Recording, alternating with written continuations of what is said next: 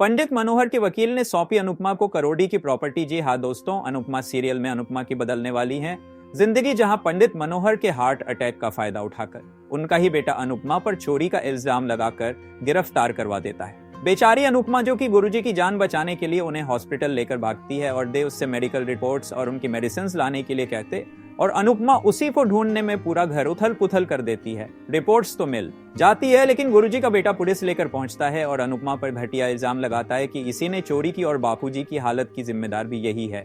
जिसके बाद अनुपमा को पुलिस की जाती है गिरफ्तार करके।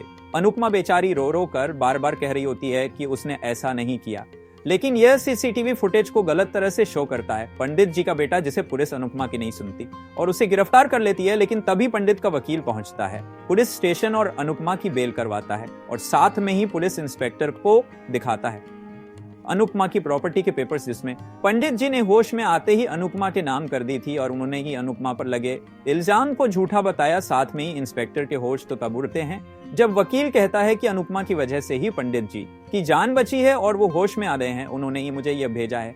साथ में ही वकील यह कहता है कि पंडित जी ने अपने ही बेटे के खिलाफ कंप्लेन की है कि हार्ट अटैक उनके बेटे की वजह से आया है, उसे गिरफ्तार कर लो और उसे अपनी जायदाद में से भी फूटी कौड़ी भी नहीं मिलेगी। ये सुनकर पंडित जी का बेटा भड़क जाता है और गुस्से में कहता है, अनुपमा ये सब तुम्हारी वजह से हुआ है, वो बूढ़ा जिंदा है और अब प्रॉपर्टी भी मुझे नहीं मिलेगी। जिसके बाद अब हैरान हो जाते हैं पंडित जी के बेटे के मुंह से ही सच सुनकर और पुलिस इंस्पेक्टर उससे जोरदार थप्पड़ मारता है और जेल में डाल देता है और बेचारी अनुपमा से माफी भी मांगता है। वही अनुपमा बन रही है डांस अकादमी को नई मालकिन, जो बदल देगी पूरी कहानी। क्या आप भी है एक्साइटेड ये देखने के लिए? तो कमेंट करें और चैनल सब्सक्राइब करना न भूलें।